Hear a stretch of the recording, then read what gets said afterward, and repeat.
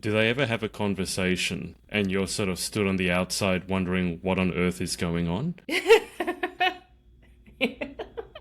Yes. Taking that as a yes. The following is an interview I did with Rhiana Pfaff. Now, for those of you who watched my interview with Clover Pfaff, who has ADHD and is an amazing 15-year-old, Rhiana is her mum. And Rhiana is neurotypical and not only has an ADHD daughter in the form of Clover, she also has an ADHD husband and also an ADHD little sister. So I thought it'd be a really good idea to get the perspective of someone who's neurotypical in this whole ADHD sphere. I think the thing I really want you to get from this interview is just how much patience and kindness basically is required both ways. So in terms of neurotypical people dealing with ADHD, when we can be a little bit all over the place, but also ADHD people being considerate of neurotypical people. They don't know what it's like to be us, and we don't know what it's like to be them. Other than that, enjoy the interview, and I'll speak to you soon. Okay, so you've got a triple whammy here. So obviously you've got a daughter who has ADHD, a husband, as you've already identified, who has ADHD, and I didn't know a little sister as well, That's who correct. has ADHD. So you're able to give us your triple threat, Rhianna, three perspectives. So why don't we start with Clover? Because Okay. people who are watching this interview would have seen Clover's interview as well. What was it like? Because you also have Gracie, who's older than Clover. So you have a daughter who doesn't have ADHD. Correct. You already said you were intentional. How did your approach to parenting Clover perhaps differ? Because from interviewing her, she said you probably knew that she had ADHD. So what was it like parenting a child with ADHD? Um, it's definitely different than parenting a child who does not.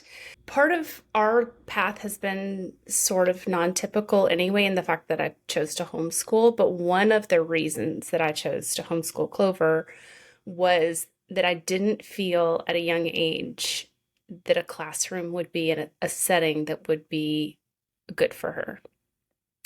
Even preschool, although she has, I think, told you the story of going to preschool, begging to go, and then essentially being like, I'm at, peace out. You won't let me play surgery squad during nap time. But she has always been a very bright child, which I think also comes along. I mean, not that everybody with ADHD is exceptionally Yeah. intelligent, but that just happens to be something that goes along with Clover's. She also has anxiety, which is a side effect of that as well. And I just noticed these little things in her, even as a toddler, and knew I needed to nurture her in a different way. I needed to give her more freedom as far as movement, in particular, in her younger years. So we did school at home, but we made it more like play. And then as we got older, at 4, but older, older than 2, she became obsessed with sharks. And I think that's also something that you see in children with ADHD is they find something that they sort of get really obsessed about. And granted, that thing could change very frequently. Sharks happened to stick around for her. And I just nurtured that. It was just so school with Clover looked very different at home than school with Gracie. Can I ask about the homeschooling? And obviously I've asked Clover about this as well, but I'd be fascinated to hear your insights. The young women I've interviewed who have been homeschooled just seem to have an extra edge or maturity, at least in communication skills and having that internal drive, intrinsic versus extrinsic. Apart from making the decision to homeschool her, because you homeschooled Gracie as well, what extra steps did you have to take in order for Clover to have the best homeschooling experience possible? We did a lot of sensory activities. That was a huge and integral part of our early homeschool routines, because from what I've read, children with ADHD and even adults actually are very sensory oriented. So having something to put her hands in, making things physical for her, and sometimes and spending a lot of time outdoors was another thing.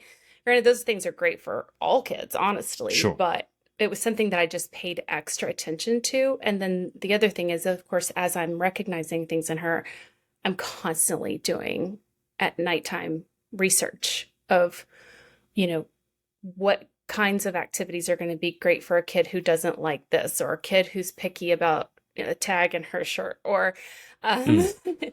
constantly just trying to level up my knowledge on how to better direct her during the day, for lack of a better word. Clover got diagnosed, I think, only last year. So, Correct. I don't know if that's early or late, honestly, but obviously up until that point, you guys must have been doing great without the diagnosis, and she would subsequently go on medication. So you guys were managing just fine without that. Mhm. Was there any particular reason that you decided last year now's the time to get diagnosed, or was that more her choice? It was her choice. We had openly had conversations about the fact that we suspected that she had ADHD, especially with my husband having it, and her, her dad has it. So it's like not something that's hidden in our family. It's something that we all openly discuss and often joke about. But she was finding it sometimes difficult to do some of her school assignments that required a lot more length of time reading Yeah. and writing and things like that with focused time. And so while we had always suspected it, we had always chosen to not do medication until she felt ready for that. Right. Uh, let's switch to, we're going to go chronologically. We'll flip it a little bit Okay. because obviously you knew your little sister before you met your husband. Because I want to kind of see what the build up as to your awareness of what ADHD was. So tell me about growing up with a little sister who has ADHD. What was your pathway there? Like when was she diagnosed? What was it like growing up with a little sister who maybe their brain worked a Yeah. little differently? So it was the 80s. And I guess it was just kind of becoming something that was Yeah. diagnosed and medicated. She was probably, God, I really don't know, maybe 6 or 8. She was just always a bundle of energy, and like I remember my parents just constantly keeping her busy. It was just constant. They always like, we got to keep Kate busy. We have to keep her busy. Because she's so much energy. And it was just always like, as she has so much energy. And looking back, it's like, wow, her brain just was really just firing all the time.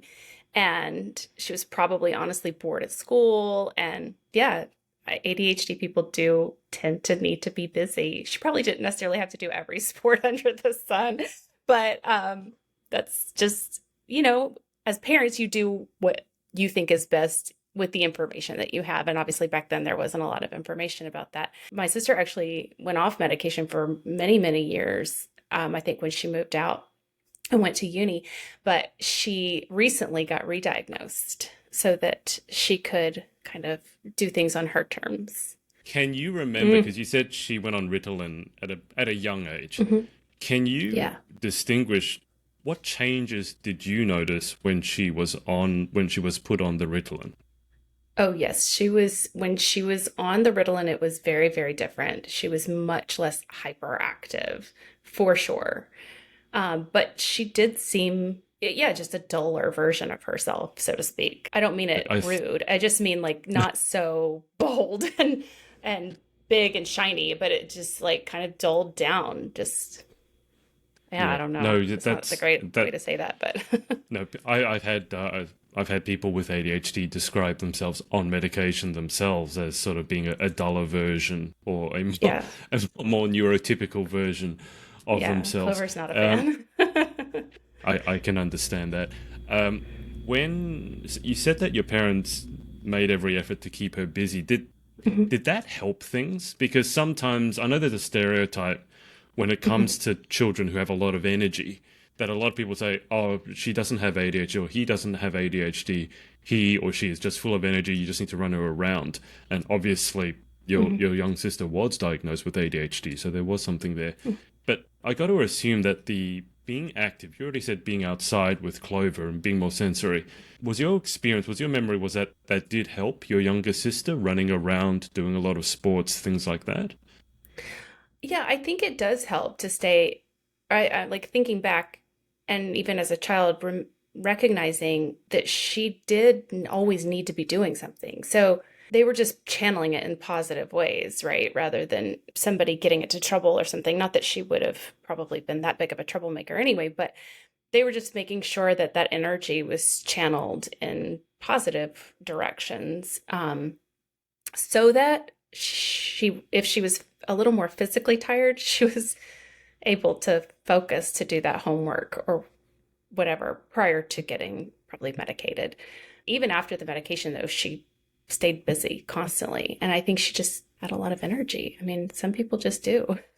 Also, your kids. Kids have a lot of Yeah, energy. I can imagine. When you were, I mean, growing up with your little sister, did you ever think that, oh, she works a little differently to me, she's a little different to Mm, me, or was it just, oh, she's your younger sister, she's just yeah. the way she is? I mean, there's a lot of there's just that's just how she is, but we are very or growing up we were night and day. Um and so it you definitely recognize that as a kid, like we're nothing alike. She's got all this energy and doesn't mind speaking her mind, or there's these little things, nuances that are different, and you definitely recognize that even as a small child. It must have been interesting for your parents then, having the two of you growing up in the same household, to have that night and day sort of dichotomy. Uh-huh. That would have been very, very interesting. If we move on, okay, so to the third leg, so you have a Mm, daughter with ADHD, younger sister, and then obviously you met your my husband. husband. And the last person I spoke to also has a partner who's neurotypical and she has ADHD. So this is the other way round. I mean, let's go back to when you first met your husband. Okay. Did you know straight away? Because obviously you Mm. know. Okay, so why don't you tell us how it happened? He actually got diagnosed while we were married. We were in marriage counseling, actually, Right. and we would go together and then we would go separate. And it was when he was in his singular session, his therapist looked at him and said, "Have you ever been diagnosed with ADHD?" And he was like, "No." The therapist himself had experienced it as well and said it saved his marriage.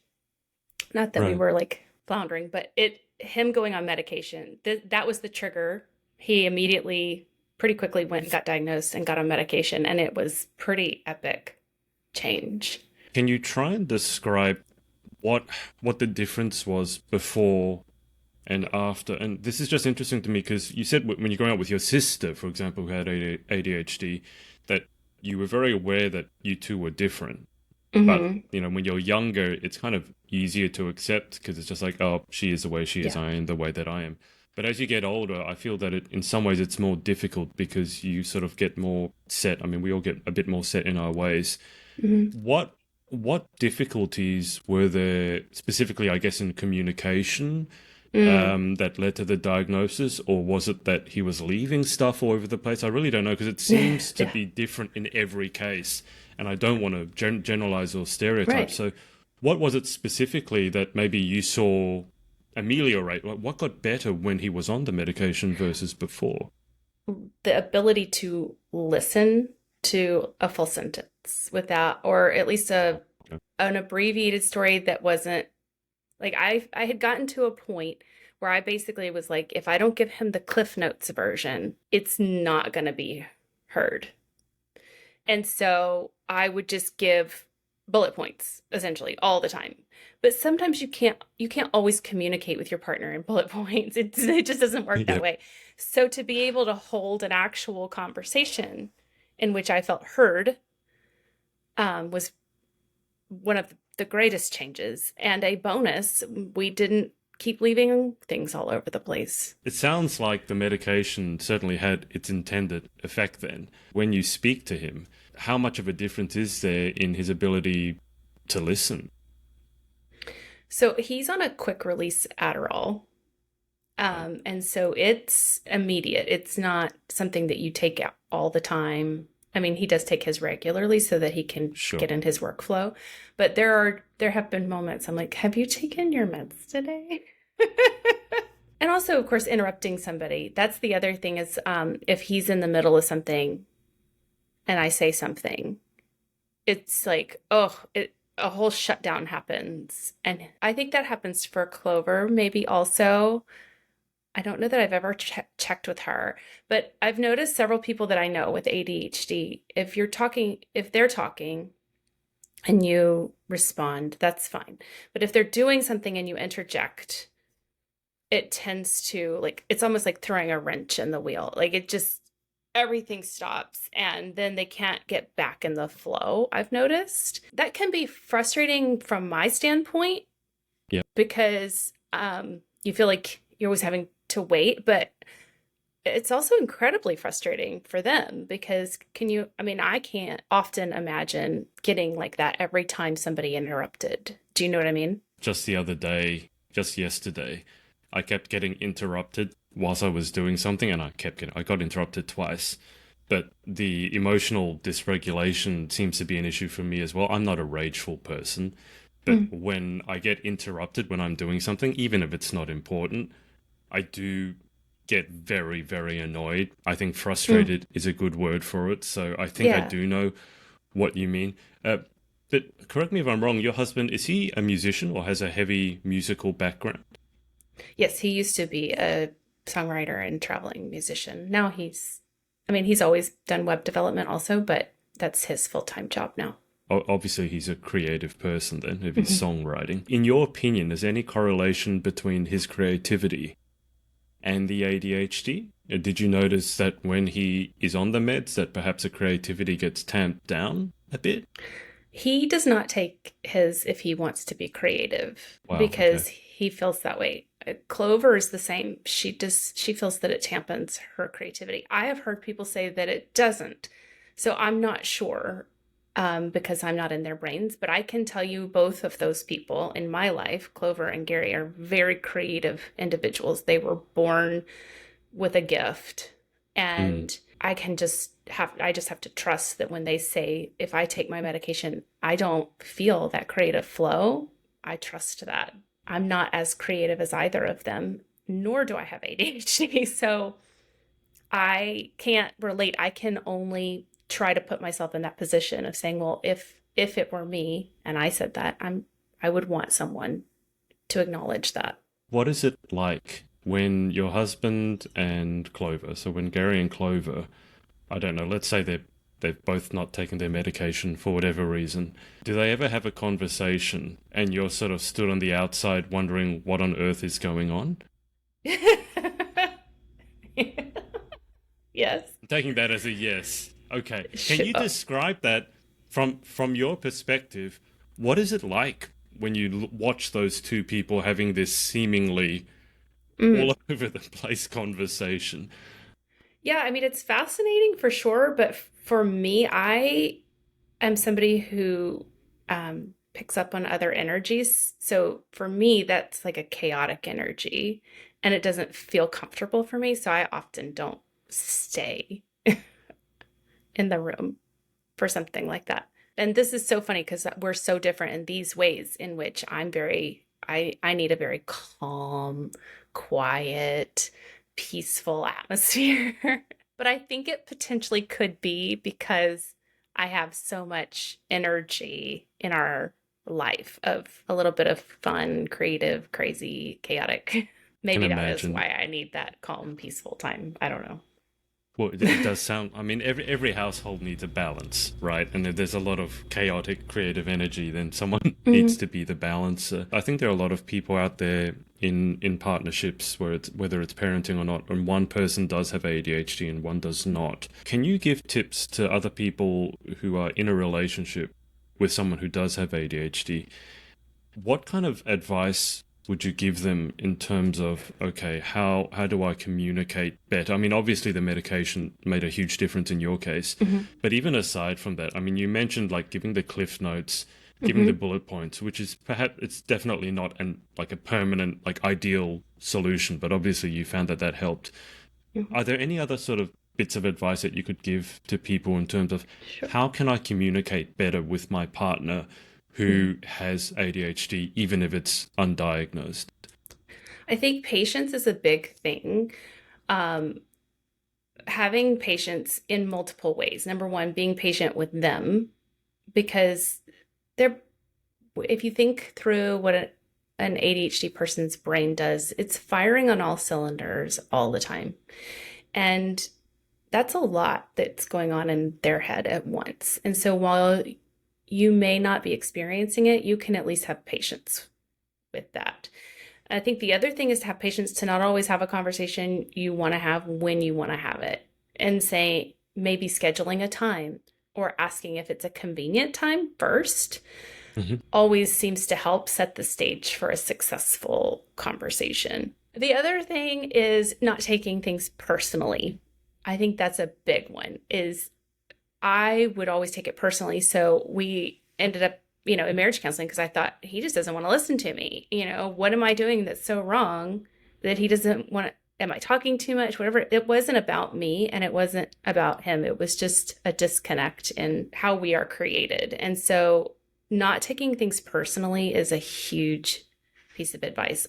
ADHD people tend to like you said, have difficulty with emotional regulation. So you can get snapped at sometimes. It's not because they're not nice, it's because their brain has a difficult time with that transition. And that's not a personal thing. So it feels personal sometimes, but you have to just step back from that and recognize that it is not and help find ways to support them. It sounds like, I mean, as is the case in any relationship, it sounds like there's a lot of patience Mhm. involved, a lot of patience required, and also that not taking things personally. Again, that's a huge thing in any relationship or friendship is the ability to go, Agreed. okay, you snapped at me, but it's actually not about me. It's because of something else that you're going Mhm. through. In your case, because you do require that patience and not to take things personally, is it also important that you give back to yourself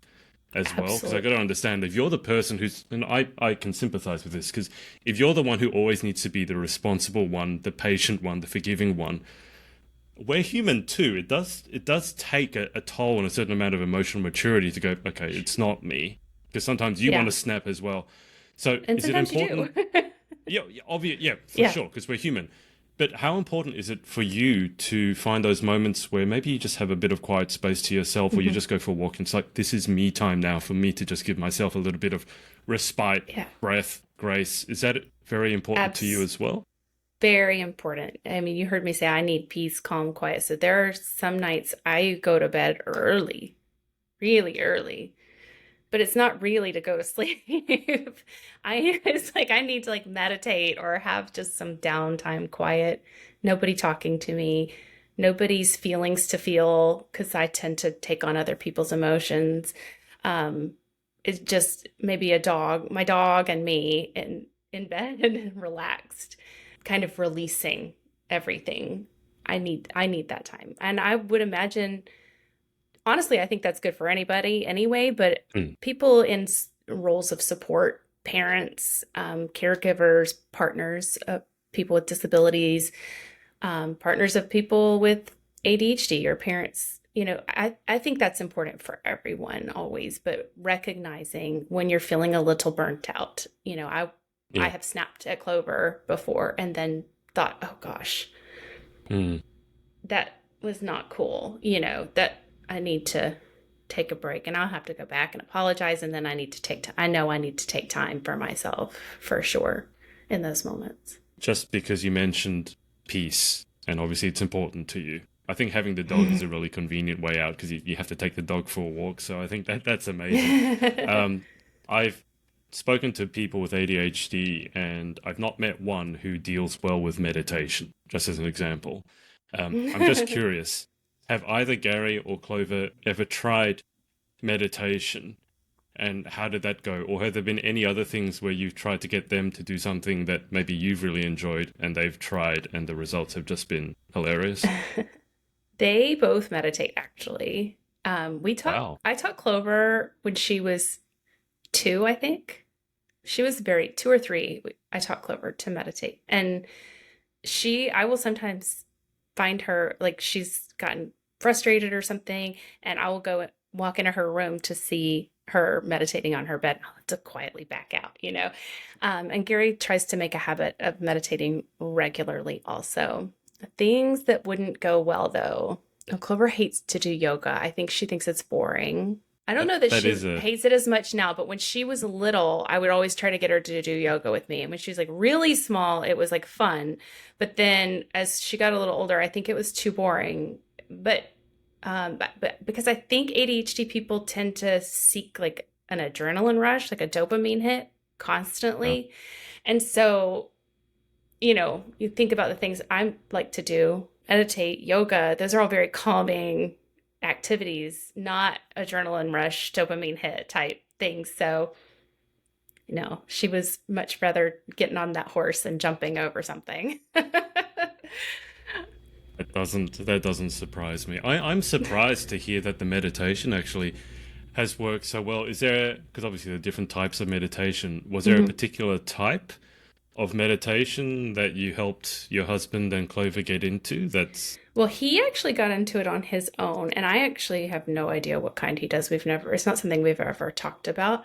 I know that he does a lot of walking meditation.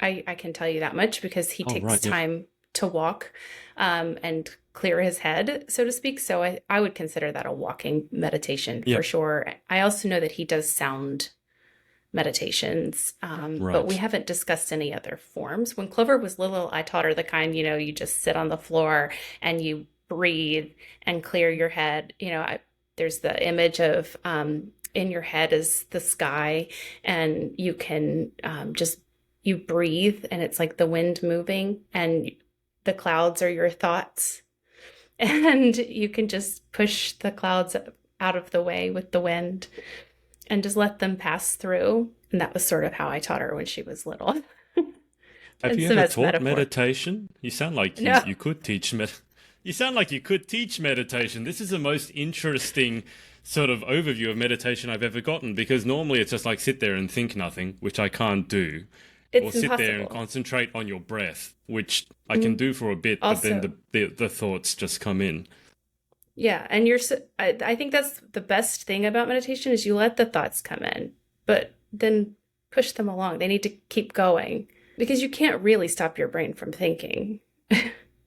Well, I certainly have miserably failed at it on multiple occasions. Even before the possibility that I had ADHD, I love doing walking meditation. And I don't say I'm going out to meditate, but I do find that the act of walking clears my head in a way that sitting down to meditate did not. And I Right. also say I try to play tennis once a week, and it's a very intense workout.